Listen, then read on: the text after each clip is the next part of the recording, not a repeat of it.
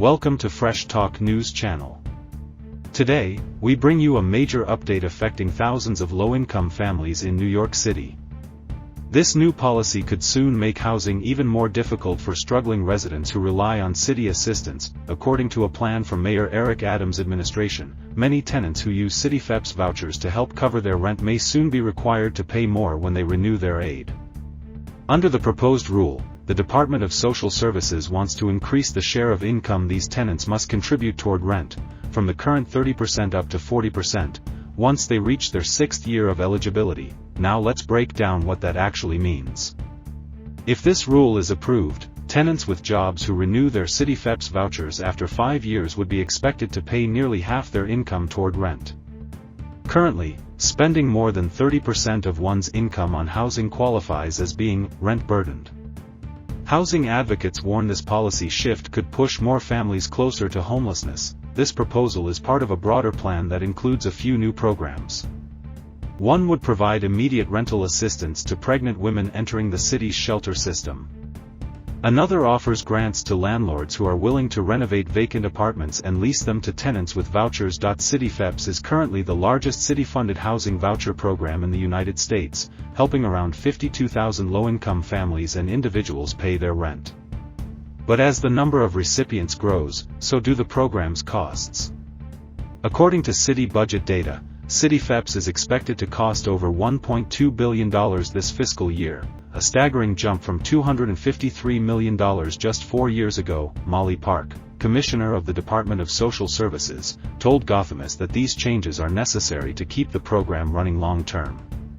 In her words, "It would be devastating for all of us if we didn't have City FEPS, which is why the city needs to run it in a way that is responsible and prioritizes this resource for the most at-risk New Yorkers." She emphasized that maintaining financial sustainability now could help avoid even harsher decisions later, like limiting extensions or cutting off new voucher applicants altogether, but not everyone agrees. Critics say the new policy is both harmful and short-sighted. Homeless rights advocates and even some landlord groups argue this could backfire, pushing more families back into homelessness. That, in turn, would increase the city's spending on emergency shelters and crisis services. Christine Quinn, the president and CEO of the family shelter provider WIN, had strong words about the proposal. She said, "It's financially risky and morally bankrupt. It's assuming a formerly homeless person's income is going to go up by 10% or more. That's unrealistic. Many people simply won't be able to afford it. They'll end up back in shelters. And that risk is very real." New York City is currently facing record-high homelessness rates. Rents are rising fast, and there's a severe shortage of affordable housing.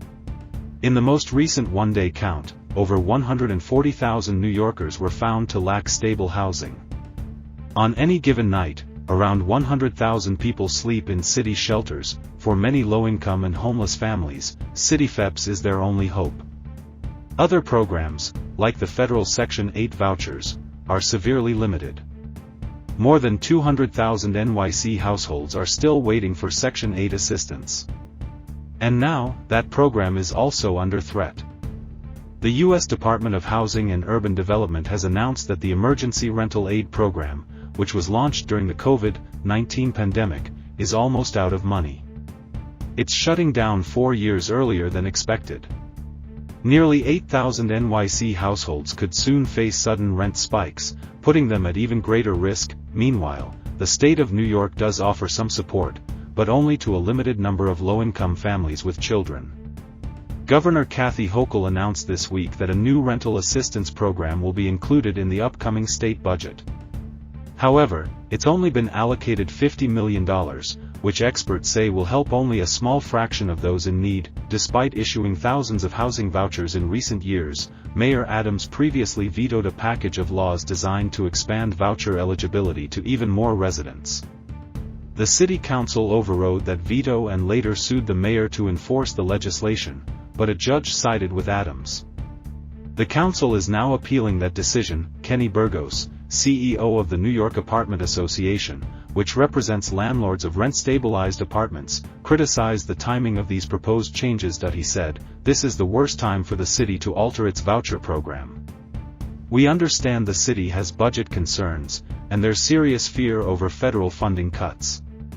But the solution shouldn't be to pull support from the most vulnerable residents who are living in the city's most distressed housing. The proposed changes are not final yet. A public hearing is scheduled for May 30th, where residents, advocates, and stakeholders will have a chance to voice their concerns. We'll continue following this story closely and bring you updates as they happen. Thanks for watching Fresh Talk News channel. Don't forget to like, share, and subscribe for more breaking news and in-depth reporting. Stay informed, and we'll see you in the next update.